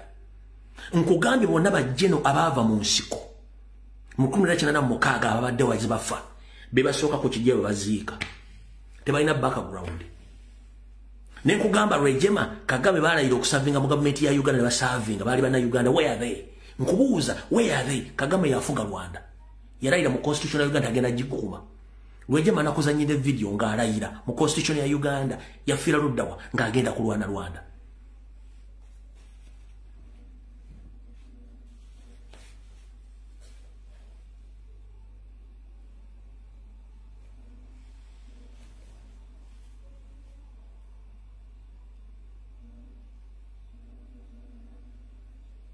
Njagala kusibira ekifaananyi kino kitono nnyo. Wali owuliddeko eggwanga lya Kenya nga ligamba bannakenya bali mu Uganda bagenda kwewandiisa mufune endagamuntu. Wali owuliddeko eggwanga lya Rwanda nga zigamba Abanyarwanda bali mu Uganda mugenda kwewandiisa mufune endagamuntu. Wali owuliddeko eggwanga lya South Sudan nga Abasudaani mugende mwewandiisa mufune endagamuntu. Wali owuliddeko eggwanga lya Tanzania Abatanzania bali mu Uganda mwewandiisa mufune endagamuntu. Lwaki Museveni ajja mu diaspora n'abasinikirako ebinnyo nga bawandiisa endagamuntu kiki? He is trying to collect or to gather data. One, agenda muyambisa mu kulonda. Secondly, ayagala kumanya population y'aba indigenous mu diaspora imiridde etya. Nola ba indigenous nga aleese omutwe ngenda kwewandiisa nfune endagamuntu already oli mutuuze weeri. Oba ofunye obutuuze oba okyali process yafuna butuuze. Uganda waddukayo ng'ensi ekulemye. Empapula z'oliko za nsi ziri. Endagamuntu egenda kuyamba etya mu nsi mw'oli. Endagamuntu egenda kuuma ttaka lye babba e Kampala. Endagamuntu egenda kuzimba enguudo eziremye. Endagamuntu egenda kuza emirimu egyakuddusayo nga toyina mirimu. Lwaki temuyiga? Akolekitinga data okumanya mukyaliyo bameka. Nakino kankikugambe. Mu diaspora ban indigenous Ugandans batuba tuliyo milioni mukaaga across the globe.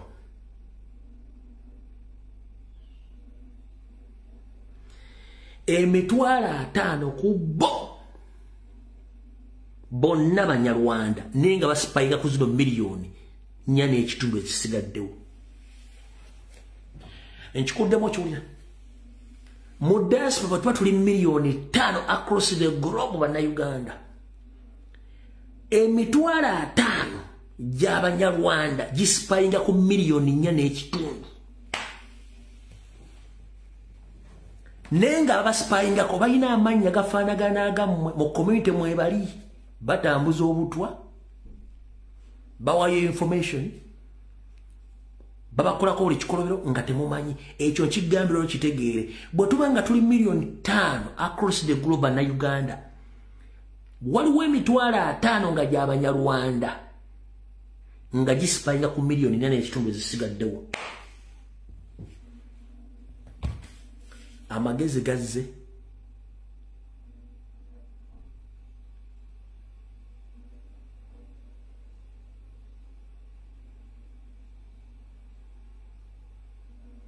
amagezi gazze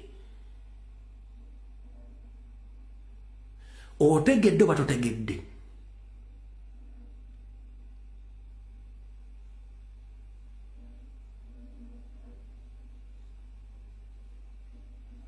wegendereze nnyo abantu abafuula obulamu nga buli ize nnyo mu nsi gye muli nga bazimba culture efaanagana ddala n'eye Uganda nga bweri okuba endongo okukola babacu kirabingi meeting biki what is their purpose nga mukola 24/7 ask you a question who are those people baba kusikira kifaananyi fena tukimanyi mu diaspora okola shift after shift waliwo abantu abalina ssente nga tebakola bamakinga society okutunulanga eye Uganda party after party gwe tuwebuuza why are these people behaving like this nosanga omuntu ng'omulimu gwe tegumuwa mbeera gy'alimu ebyobugagga byalina mu nsi mwali tebikwatagana nnyingiza nansaasaanya izuwerofu atambula nyonyi after nyonyi tava ku pati tava ku ki motoka zaavuga za bbeeyi gye talina tosobola kwebuuza kiki temusobola kukozesaako bwongo era mwagala tujje tuleekaane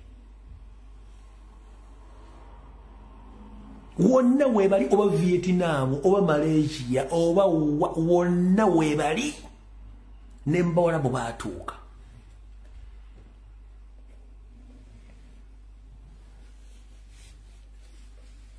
njagala kubulira no kabulaza mu wiiki oyinza okuba okolamu essaawa zesimanyi naye ng'olina okuwummulamu essaawa zolina okuwummuza mu bulamu obwo nazo ne wewaliriza ogenda ozikole ojjuze olw'obuvunaanyizibwa nini wabirawo kyali nga gyeri waali tava ku nnyonyi tebava mu pate bambala bakola buli kimu batambula nsi ku nsi obulamu buli ize nnyo bakola buli kimu bali ku mortgage after mortgage ng'ebintu bitambula bulungi bakola pate after pate baorganizinga kino n'otapuuza bano bakola luddawa nga gobudde bw'olina bambi oyinza n'okuvaayo n'otula mu ntebe awo olwoga kansooka empumulemu otule n'okutwala olw'okuba nti ebulaya teri babbi ozuuka empo yeekuzuukusa nga ki ekikwebasa kubanga kyali wange okooye okola nnyo naye nga bagayi tebakola kirifuka nga bagayi bakola 48 hours per week yes 48 hours per week but waliwo agamba kankikube mu normal hours ne normal days nga badde nkikube Uganda nothing to do kuba nokukavalinga ebintu bingi nnyo kati omuntu agamba tengenda kikuba mpaka kuwulira bubi ofunawo obudde obukola ebintu bano abantu bakola njagala mutandika okwezuula mulaba abantu omutambula nabo mutemanyi state bwekola ng'erimu occupation muganda wange mudde musome ekigambo occupation kyembasomesa we are occupied sente zisinga obungi from 1986 up to now mu 7 azimaze mu kusipayinga ku bannayuganda basobodde okutuusaako mukono abasse baatannafuna akyabanoonya abali ku gulawundi abadde boogera abasse banani fortunate adde amanyi nti yattamuzaata tajja kuvaayo boogera abaana bali ku social media batokomoka omugambo ekyo kye yali asinga obutaagala lwaki akimanyi when you come out to speak you are going to waken up masses in what is taking place right now masses are waking up. Because they were fooled, they were denied information, access to information and to the right now. People, they have started waking up, knowing their rights. Now they have access on information, they are waking up. Ekitabaddeewo kati abantu batandise okuzuuka. Okitegedde bulungi nnyo? Gwe teweebuuza lwaki asylum application zaabwe waliwo baziblokinga baki? Beba agenti ba Museveni. Wide. Abasinga obwogimusa ba asylum applications ne baziblokinga. Si nti baziblokinza abazungu tebagala, no. Some people inside deep Museveni byateeka ba blocking applications zammwe. Bate mukimanyi. Osaba passport ku Uganda Embassy yonna ey'Omunyarwanda temala nnaku 7 eyo ng'oli mu diaspora esobola n'okumala emyezi 3 nga tennajja. Buli okuba ku embassy tuwabudde tennajja simabe kibi naye ey'Omunyarwanda etwala 7 working days oba ekitono nnyo 14 working days ng'etuuse gweyo gisaba olabe.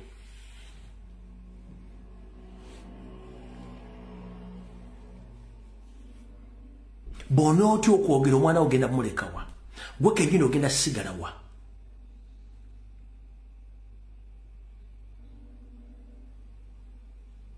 Bino byonjogera mbyogerera milioni z'Abannayuganda bezitasobola kwogera. Eziri mu magye, eziri mu poliisi, eziri mu busawo, eziri mu sectors ez'enjawulo, abali mu butale, abali luddawa, nga buli muntu yenna bwe mbeera abantu 10. Nakino kankikugambe njagala okitegeere.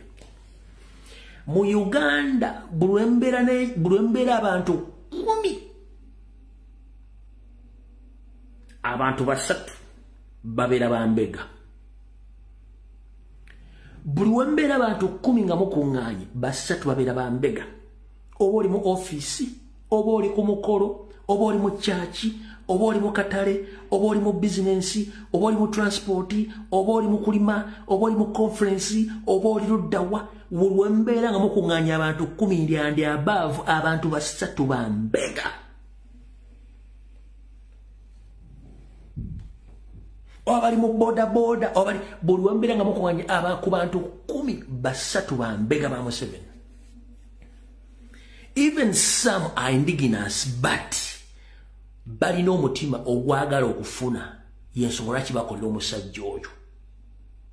Mu music industry gyekiri buli wamu bakikola nga weekiri. Mbuza mukitegedde.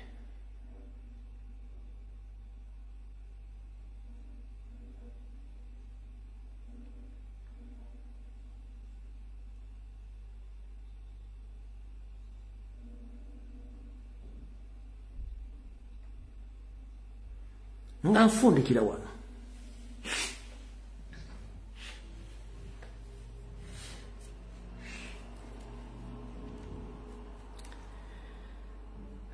Ani akulietinga entalo mu South Sudan?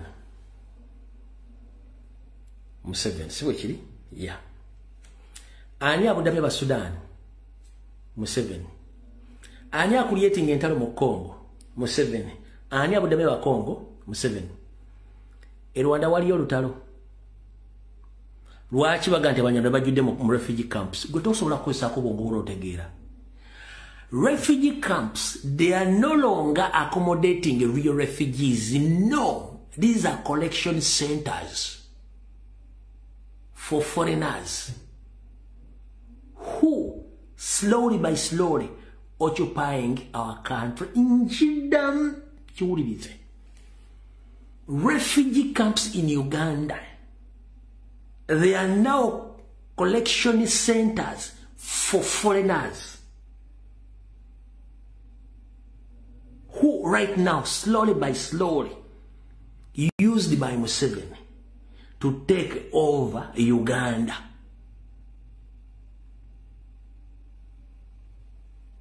Rwanda waliyo olutalo. Lwaki refugee camps zonna nakivale zonna ziri Banyarwanda? Kubanga gye balina okuyita mu process eya camouflage nga ba refugees tekyali ba refugees mu Uganda tebaliyo.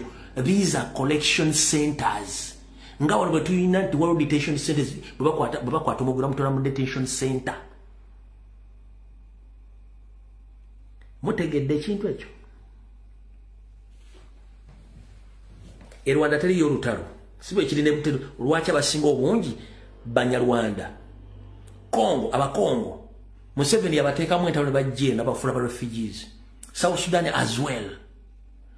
Ngera kubuuza mukomplaininga ku bantu bangi ngate mwali mukomplaininga ku bana Kenya tebali Uganda. They mind their businesses kuba mind they are there for work. Mwali komplaininga ku Tanzania. Ngera kubuuza under the East African Federation, why is it that ever people complain about Rwandese? Toddanga kawo n'okyebuuza yirinda kuwamma. Tetu complaininga ku Kenya. Tetu complaininga ku Tanzania. Why is it ever Rwanda? Kubanga gye bajja ideology eya occupation gye jange etambula mu buno obusajja obutuusi. Bwali bugitute Mozambique. Bugitute Central African Republic nga temumanyi. They camouflage. Bugitute Congo bwambuka butwala kubanga temumanyi temwagala kutegeera nsonga zino.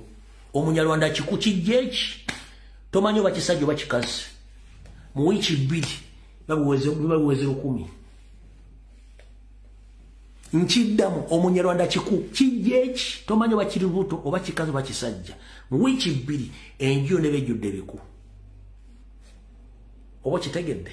Kijje ekikweekyo oba kijje mu taxi oba kijje ku board oba mu restaurant oleeta ekikweeki. Mu wiiki bbiri nga kizadde obwana nga 10. Kati mukitegedde. Zino mbawa information gye mutajja kutegeera nga mujja gitegeera ng'obudde bugenze. Refugee camps mu Uganda, those are correction centers ewatuukira abagenda okutekinga over mataka gammwe n'ebyobugagga byammwe n'okubatulugunya. G'obadde okimanyi nti Abanyarwanda balina right to kill and they are paid to kill. Obadde okimanyi nti Abanyarwanda they are paid to kill and they have right to kill. Obadde okimanyi. Go find out mu family yo ku kyalo kyo abantu abadde bafa nga babattani abadde abatta. Ogenda okukola back check nga bonna babatta beewo.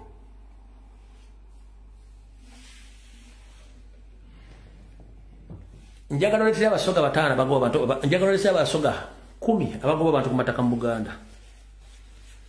Njagala oleetera abasoga 10 abagoba abantu ku mataka e Karamoja wa mu Northern Uganda oba Bunyoro oba Ewansi one. Njagala oleetera 5.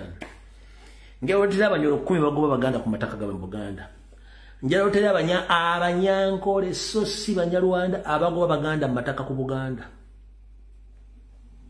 Bani abagobako?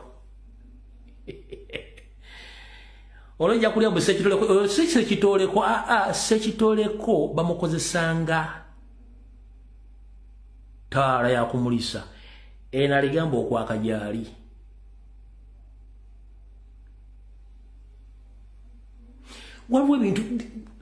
There are things which are logically can be observed, but I don't know what happened tonight to Ugandans. Moli sorry reluctant buli kintu mukirabula bite mwagala ky'obuzaavinga. You have to pay attention to details. Kino waki kibaddewo? Lwaki no kiri bwe kiti? Lwaki no kiri bwe kiti? Bwe mujja okutegeera.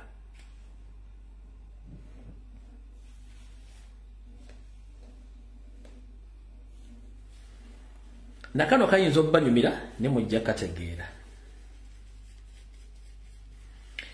Bogenda okunoonyereza nnyo abaana baatumibwanga amannya bizibu, Najjalwambi, Saamanya, amanya gengero geraga agakolima abaana abo Abanyarwanda. Lwaki? Bo babiika ne bagenda, they don't look back. Kati mutandise okitegeera. Bw'osanganga omuntu agenda omwana wange Simeni Najjalwambi Saamanya, yes, babazalamu abaana babaleka awo. The fact is they don't look back. No, they keep on moving kubanga eyo life cycle yaabwe. kati mutandise kitegero ate ngwetabanga mutuufu no nze eva aba mutuufu. That is the life cycle. Bw'omuganto lubuto he keeps on going bwato ng'agenda azaale wala n'osanga kasaamanya najja lwambi simanyi mazzi ga ku lutimpa simanyani be baana abo najja nakunyumiza mbu simanyi taata wange nsimanyi yafa mu lutalo simanyi sammanya simanyi biki kasita oli omuntu nga nabe sitole taata wange sammanya simanyi yafa ddi simanyi yafira ebyo nga talina be baana. They don't look back and they don't care whether you are pregnant or not. Biamukama. The moment oli amanya gagali mu bintu simanyi biamukama namanya get faith simanyi waliwo amanya wegendereze nnyo so waliwo kana katujera kabategeza bw'otunuulira abantu balina amanya gebeeyita nga gali beetinga nnyo ku kukkiriza kwa Katonda byamukama nga wadde gali ya luzungu lirimu akantu akakagende wa mukama akakaako gemanya ge basinga okwetuma ago.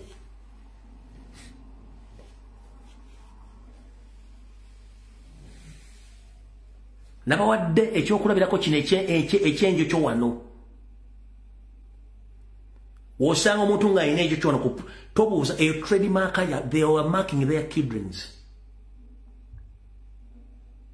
n'olya bya Katonda byani agamanya g'olya go bya Katonda bya Mukama sime byani ne bwe ba mu luzunga lirireetinga ku mannya ago ngaga tobuuza those are the people.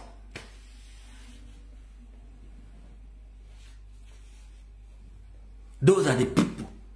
Kubanga omwana omuzaale ng'ayina ensibuko nga indigenance enkola yaffe mugimanyi twatuumanga bajjajjaffe baatuumanga abaana baffe amannya oba tata omwana atuuma amannya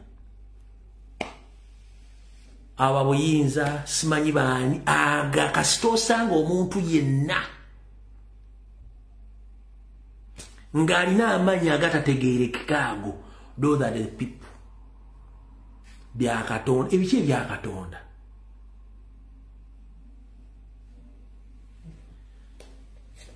mutegedde bulungi nnyo ngera basomesa abantu bano mutandika okutegeera abantu bano engeri gye badde beekwesa ennyo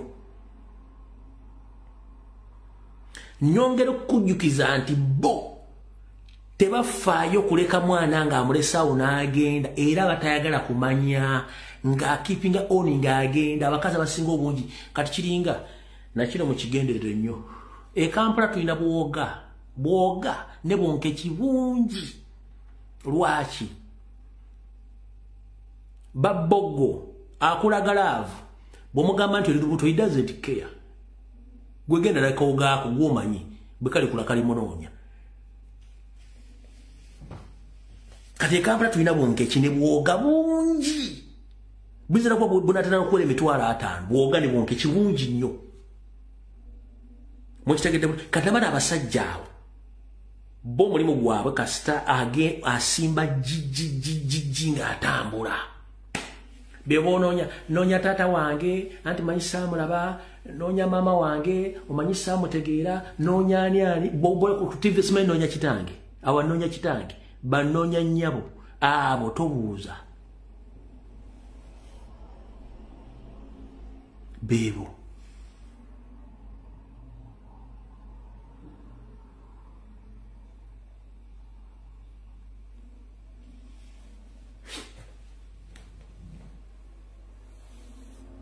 Mukitegedde bulungi nnyo so mubeerenga njagala mutegeera abantu bano nze kati nganze omuntu nkoze omulimu ogwange president akoze omulimu ogugwe bannayuganda mutandise okukola omulimu ogwammwe kati kyekiseera tujja abantu bano ku mmeeza tubateeke ku mmeeza tutegere kyetulwana ekituufu bwe mba temunategeera kintu kyemulwana kijja kuba kizibu nnyo olina okusooka okustadinga omulabe wo n'omumanya omulabe ono yaani n'okuba omulabe ng'omukuba omanyi nti omuntu gw'okuba y'ono naye bw'otamasooka kusoma mulabe wo na kumutegeera kati mumaze okutegeera omulabe yaani wano Museveni bw'abadduka agenda kubeera luddawo ne famire yo ewaba weyeewa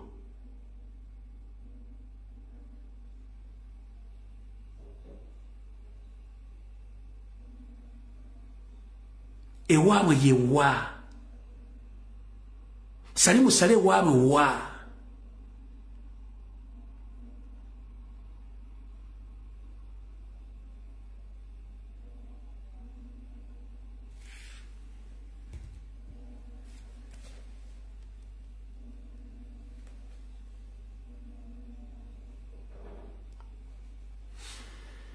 Kati mukitegedde bulungi nnyo, mukifunye bulungi nnyo, era mukitegedde kati. Mu dakiika 10 zino waliwo story ya Freeman tebagitadde mawulire nnyo. Bwe nabadde mbagamba jjo ku kigambo nga basomesa ekigambo kyettu 50 ya master plan Museveni gya planning nga ne banne nti egenda collapse nga tesobola kubeerawo. Waliwo amawulire agafulumye nga gagamba Dr. John Garanga death investigation documents confiscated by Ugandan government. Media confirms. Nti gawandise ne gagamba nti omugezi Dr. John Garanga abaali banoonyereza ku kufa kwe era empapula badde baziina bakwatiddwa ku kisaawe Entebbe. Kanji basomere mu giwulire bulungi nnyo. Kyembagambye kiri Battle of Dr. John Garanga investigation documents sparked fresh controversy in Uganda. Olutalo olw'empapula eziraga obujulizi n'enfa y'omugenzi Dr. John Garanga zireseewo okukubagana wakati wa byokwerinda mu gavumenti ya Uganda. Kampala Metropolitan Police spokesperson Patrick Onyang confirms the seizure of the documents and the arrest of 2 people to help them in investigations.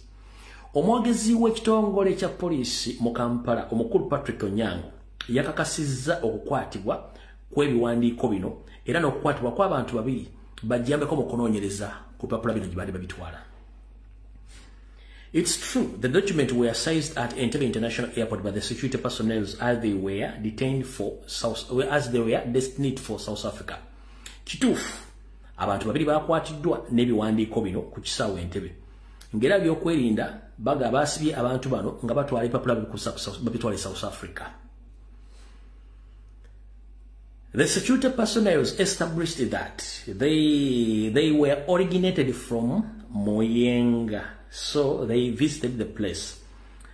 Abebe okwenda bagamba nti empapula zino n'abantu bano badde babeera mu bitundu by'Omuyenga era empapula gye zaabadde ziva era poliisi yagenzeyo n'ezingako. Kabagala Police Station has opened a general inquiry file to establish how the German national came into possession of those documents. Nti poliisi y'e Kabalagala eguddewo okunoonyereza okuzuula Munansi wa Germany yazza atyo okubanga alina empapula zino. SSP Onyango said on September 26, Mr. Onyango said the 2 suspects were released on police bond as investigation continued.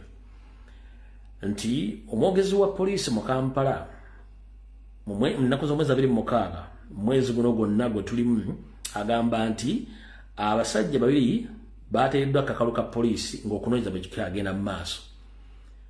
Sources who prefer to anonymity due to security reasons told Daily Monitor that the documents were seized by the officers attached to Defense Intelligence Security, formerly Chieftains of Military Intelligence, on August 29th as they were being stripped to Thabo Mbeki Foundation in South Africa. Bagambye nti okunoonyereza okwali kugenda mu maaso nga kwegatiddwako ekitongole ekikeetera munda ekya CMI. Ennaku z'omwezi 29 omwezi ogw'omunaana baatemezebwako nti empapula zino zaali zigenda ow'omwami eyaliko omukulembeze wa South Africa gwe bayita Mbeki oba Thombeki nga gye zaali ziraga naddala mu kitongole kye eky'eng'omuntu. The foundation was started in 2010 by Thombeki, a former South African president, to preserve and to promote the history and the heritage of Africanism. People as well to foster the dialogue, cooperation and among Africans and other global actors. Uganda security agents have seized archives of Sudanese People's Liberation Army leader Dr. John Garanga that were illegally being shipped out of the country through Entebbe International Airport. After seizing the Dr. Galanga's personal archives, the security agencies also raided their home where the archives reported originated from. And they arrested 2 people, including the British national and Ugandan, at the Muyenga Bokassa in Machide Division, Kampala City. The investigations are still in the initial stages. Our team are still examining the recovery of documents to establish the range of the suspect criminality. Once our team are done with the investigation, we shall inform all the parties, including the suspects and the officer of the public prosecution as per the law. Mr. Onyango said, Dr. Garanga, are known for fighting for independence for South Sudan, died after Ugandan presidential helicopter on which he was aboard crashed on 3rd July 2025. He had just met Ugandan President Yoweri Museveni at his village home in Rachitula, Western Uganda. After seizing the documents, the security personnel found where they were sent from in Muyenga, leading to the arrest of a British and German national and Ugandan who were residents there. The security personnel searched their home and also seized all the electronic equipment, including mobile phones, laptops, and passports of the British national and German, was also seized by the security personnel. We also understand that the duo was detained in the security facility overnight. Both were released after they declined to record a statement without a presence of their lawyer. However, Galanga's son intervened and said the archive were in possession of Dr. Galanga's son, Mr. Maibo Galanga, until 2013, when he left Uganda to participate in all Adidas peace negotiation to end war in South Sudan. Mr. Mambia entrusted the document to custodian who kept them until it was decided that they should be handed to the Mbechi Foundation. Sigenda genda nyokati.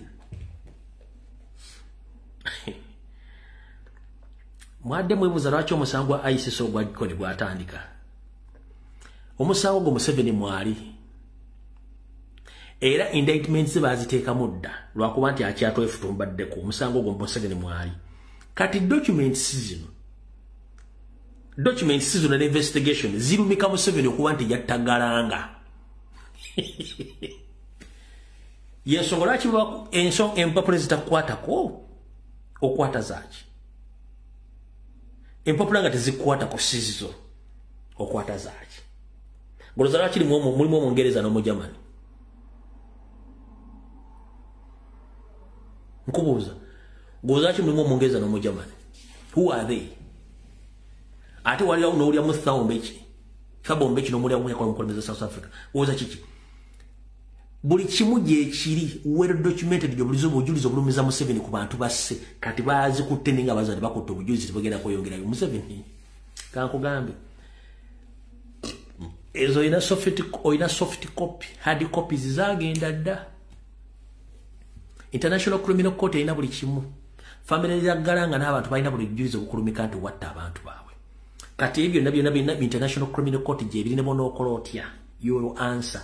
And those people who involved in the assassination of Dr. Garanga, they will answer, including you. So, these people are there because they can kill. For you, if you can't kill, you are going to be erased. But for us, we are here to keep peace, to tell those people they should go back where they belong. Uganda is for Ugandans, not for what? For foreigners. Uganda is for Ugandans, not for foreigners. So mukitegedde bulungi ekyakwasiza abantu bano. Ye Museveni alowooza nti yakutte obujulizi tebugenda kufuluma obujulizi bwafuluma dda. Kugambye empapula lwaki zabaddemu Omungereza n'Omujamani. Era be baani? Lwaki zaddemu Thabo Mbeki Foundation zadde zigenda kujjayo obujulizi. Era oyo musajja alina emisango miyitirivu. Wano bwe tubagambira twetaaga protest for tugenda kumanya buli kyonna kyaliwo okuva mu 1996 mpaka olwaleero nga tuggyeko Museveni. Lwe mugenda otegeera who are they. Era bagenda kudduka bajja kudduka nga temanyi bagenda kubuulira kubanga bakimanyi mission gye baakola okutwala eggwanga Uganda okuba badde balifutumbaddeko n'okutta abantu mu East Africa. babadde bali part of that gang etta abantu bwensuka kuwano banyonola okujjako nga nfundikira wano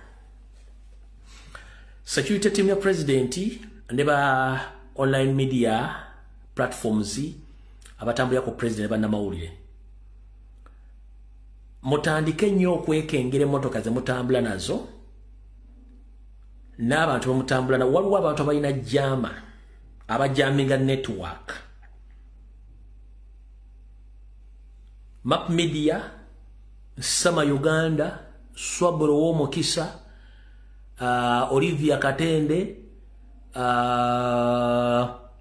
Buganda Ronald Mugenyi n'abalala mutandika okukola investigations ku motoka ze mutambula nazo abantu bamutambula mulimu omuntu alina jama ng'ejaminga network yammwe nga temukimanyi kano mukasalemu media team ya national platform ne ya president ku motoka ze mutambula nazo ku motoka ze oba ne bakomri mutambula nabo mulimu omuntu alina jama either nge motoka ze mutambule mu convoy mwine motoka je mutakeberanga etandika obanga jama eri mbantu bennyini mutambula nabo waliwo omuntu alina jama mu convoy eyo alina network jama ejjako internet ejjako network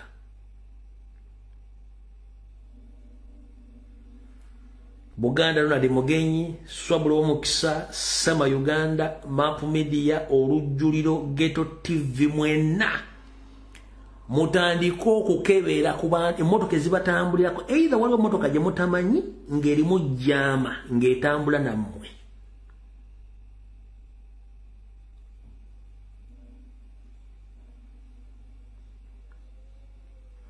bwe basiyo nga waliwo emmotoka ya gavumenti bambega ebatambuliramu ng'ekola omulimu ogwo ogw'okujambega network ekyo mukirowoozeeko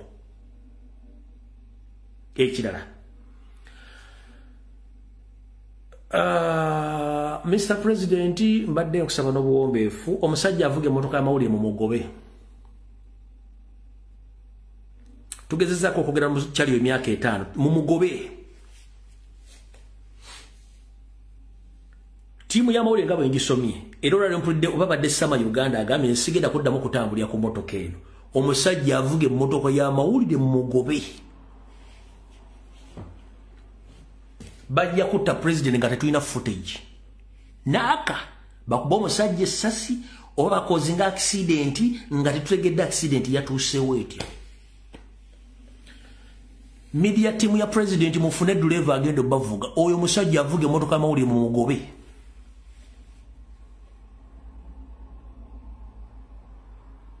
Nchidam, Mr. President, timu josimbula na ya duleva mufu.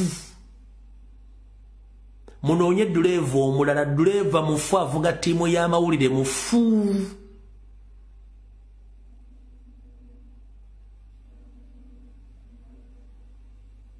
Abantu abateka ku bunkenke ngalese president avuga abamawulire alinga avuga endibota oba avuga bulega avuga timu ya mawulire mu mugobe. Speed avuga nene naleka n'omukulembeze bajja kutuusa ekizibu ku president nga tetutegedde ekizibu kivudde luddawa tugambidde emyaka 5 tesigambye leero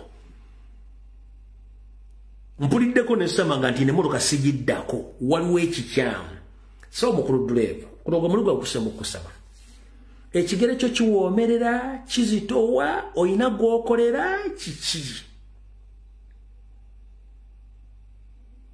emyaka 5 kwegayira tovudduka nnyo mmotoka kuleka president gayo ovuga emmotoka wandibanga olina omuntu gwokolera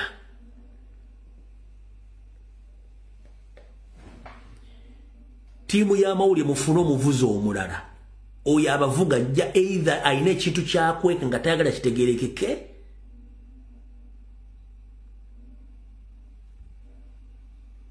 kuno kwemulika mu kasalemu avuga tiimu ya president ya mawulire omulimu bamugumugubeko oba ndaba nze saagala mikwano njogera kituufu avuga tiimu ya president ya mawulire omulimu mugobe oba mufune omuvuzi omulala oba akyuseemu omulundi ogusembayo waliwo ekintu ekitategereka okuva mu campaign eziwedde tugamba kintu kimu na zino campaign tugekiri waliwo ekintu ekiri fishy.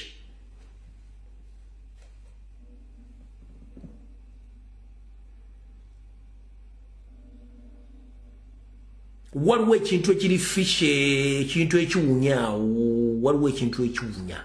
Amanya gesigamanyi bajja gambulira.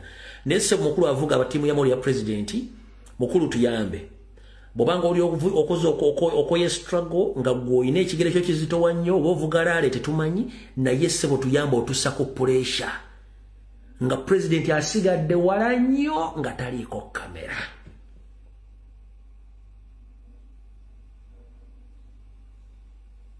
Sigenda kusibako kintu kyoli kirungi wabula olabiko oyina ekintu either oyina ban excitement oba ekigere kyo kizito wannyo obanga oli nantabuulirirwa nga gwe toyagala kugambako nga gwokola bibyo. Avuga timu ya mawulire ya president nkusaba muganda kendeeza speed todduka kuleka mukulembeze. Byebadde bigambo byange munoonye jama ejjako network waliwo ina jama either motoka zitambulira ku convoy yamwe oba waliwo omuntu ng'ajambala bwambazi simanyi oba eri mu motoka zino ez'electoral commission zebaatuwa simanyi ne waliwo alina network jama.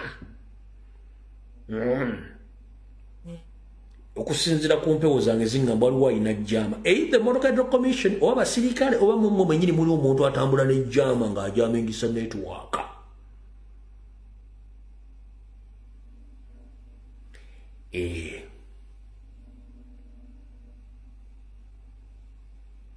There is a possibility either kubakumi abapya bano oba emmotoka za police ezitugoberera oba kuliko emmotoka nga yo specifically jama mweri ebintu biri ebi overspeeding ne jama mwino ginoonya ejjako network. So fa bintu biri betulina abambuuza ku nsonga za palaso sapalaso so siri mukoso sijja kwogerera muntu yeeyogerera yabagambye kyebagambye. Pay attention to details.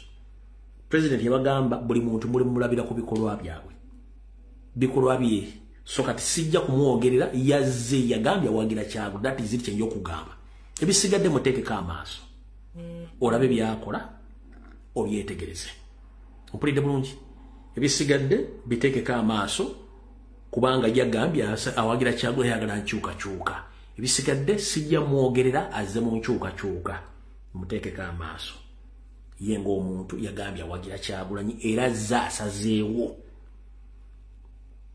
So siri lubali nti ngenda kwogerera ku mutwe gwe oba okwogera byesimanyi n'ebigendera byamuleese no ekyo sijja kikola.